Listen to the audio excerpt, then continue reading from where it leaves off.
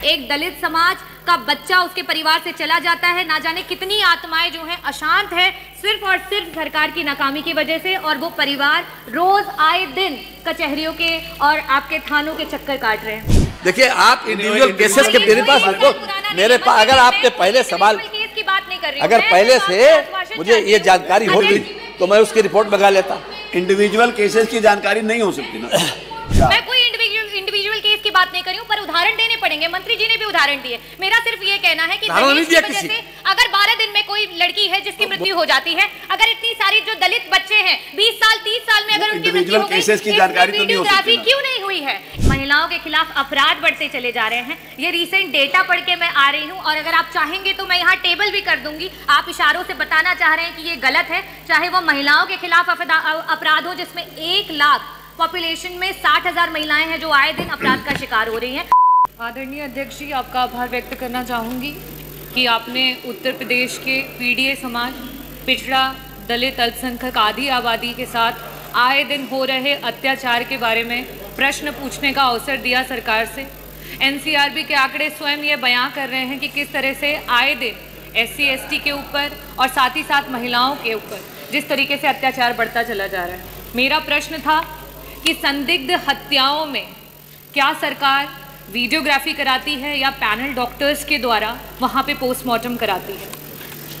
अध्यक्ष जी, मैं सदन के माध्यम से कुछ ऐसे केसेस हैं, क्योंकि समय की बहुत बाध्यता है, इसके कारण कुछ ऐसे केसेस हैं जिसको मंत्री जी के सामने रखना चाहूँगी और उनकी फ़ोटोज़ के साथ रखना चाहूँगी, क्योंकि ये ऐसी चीज़ें हैं जिसे देखना बहुत ज़रूरी है और उस पर कोई ठोस कार्यवाही करना भी बहुत ज़रूरी है।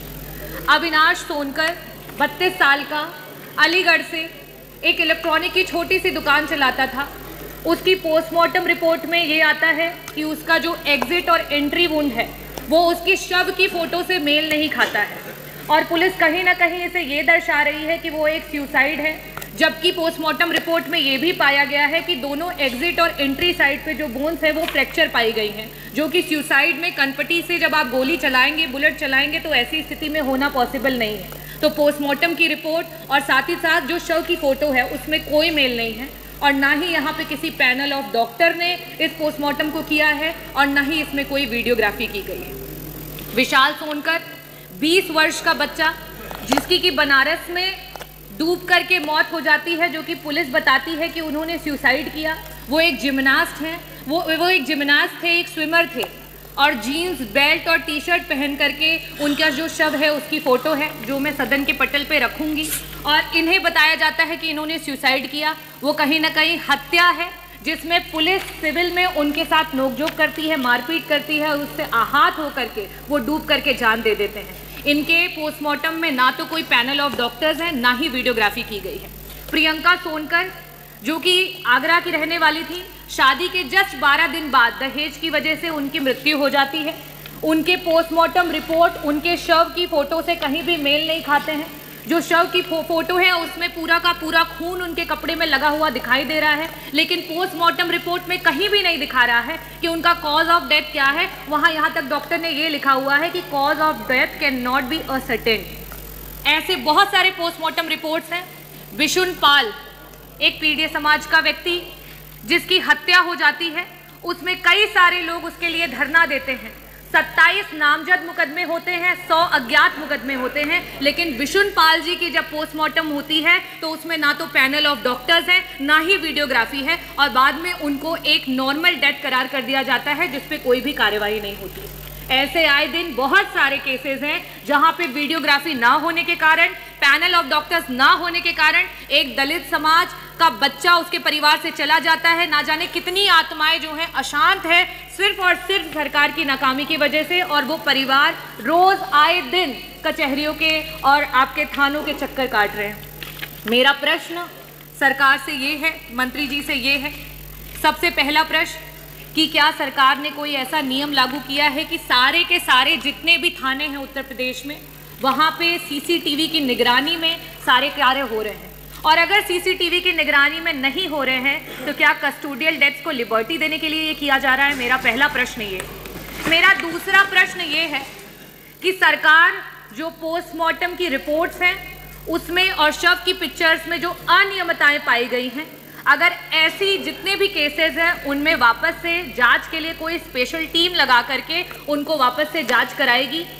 और साथ ही साथ सारे पोस्टमार्टम्स में, क्योंकि आज डिजिटलाइजेशन का जमाना है, तो क्या वीडियोग्राफी करा करके पोस्टमार्टम्स को कराने को शुरुआत करेगी?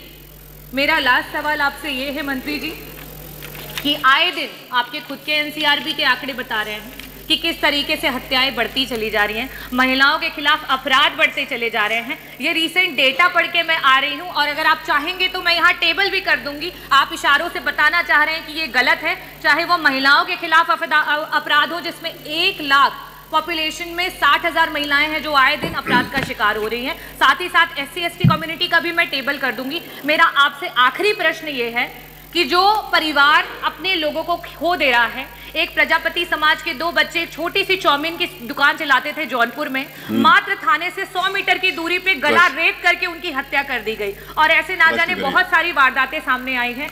इन परिवारों को जहां से आज उनके भरण पोषण के लिए कोई नहीं बचा है, क्या सरकार उन परिवारों को कोई मुआवजा देगी और साथ ही साथ रोजगार की किसी स्कीम से जोड़ेगी? आप महिलाओं की बात कर रहे हैं, सुनिए, केस बलरामपुर का है, थाना गौरा चौराहा है, क्राइम नंबर 153/24, पाक्सो बलात्कार का मामला है, सेक्शन 65(2) BNS 3/2 पाक्सो एक्ट और FIR हुई 29/12/24 को, चार्जशीट लगी 7/1/24 को, फिर FIR 29/12/24 को, 7/1 को चार्जशीट लगी, डिसेशन आ गया 29/1/25 को और 31 दिन में 20 साल से अधिक की सजा हो गई मानवर। ये महिला की बात कर रहे हैं। सुल्तानपुर का केस है मानवर एक, ये 40 दिन के अंत से कम में रिपोर्ट से लेकर और सजा तक। सुल्तानपुर का केस है ये, धनपतगंज थाना है, क्राइम नंबर 226/24, महिला संबंधी 296 BNS 15/12/24 को FIR होती है,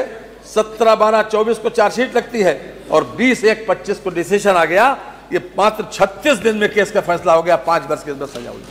और हमारे पास ऐसे भी केसेस हैं, सदन का समय खराब नहीं करना चाहते, कि जिसमें 41 दिन से लेकर और 60 दिन के अंदर 9 केस सजा हुई और 61 से लेकर और 60 और 80 दिन में 17 केस सजा हुई। हमारी सरकार, इसी सरकार में, योगी सरकार में। और जो सजा का आंकड़ा है मानवर, ये देखिए, 2023 में सजा हुई 302, 304 में 1654 लोगों को, 2024 में केस 302, 304 में सजा हुई 1791 लोगों को, और अभी जनवरी के महीने में, केवल जनवरी 25 में 302, 304 में सजा हुई 135 लोगों को। तो मान्यवर, सजा अपने आप में किसी भी मर्डर को रोकने के लिए, किसी क्राइम को रोकने के लिए सबसे बड़ा एग्जाम्पलरी हमारे लिए संदेश है।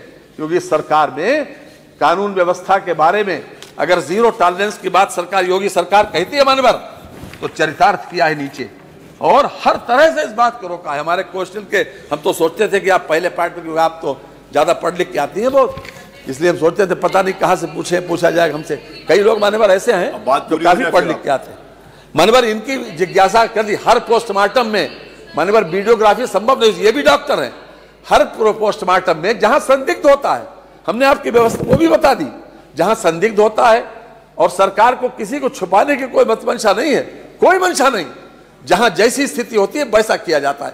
लेकिन वीडियोग्राफी भी होती है संदिग्ध परिस्थिति में।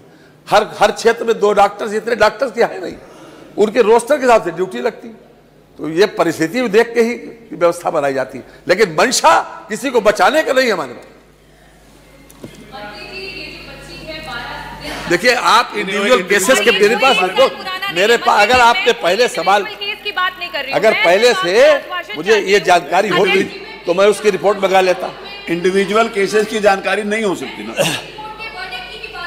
मंत्री जी ने कोट किया है, मैं कोई इंडिविजुअल केस की बात नहीं कर रही हूँ, पर उदाहरण देने पड़ेंगे। मंत्री जी ने भी उदाहरण दिए। मेरा सिर्फ ये कहना है कि दहेज की वजह से अगर 12 दिन में कोई लड़की है जिसकी मृत्यु हो जाती है, अगर इतनी सारी जो दलित बच्चे हैं 20 साल 30 साल में अगर उनकी मृत्यु हो गई, इसमें वीडियोग्राफी क्यों नहीं हुई है? इसमें पैनल ऑफ डॉक्टर्स ने पोस्टमार्टम क्यों नहीं किया है? क्या ये सरकार इसका जवाब नहीं देगी? मैं इंडिविजुअल केसेस का डेटा नहीं मांग रही हूँ, तो खैर चर्चा की बात है कि आए दिन जिस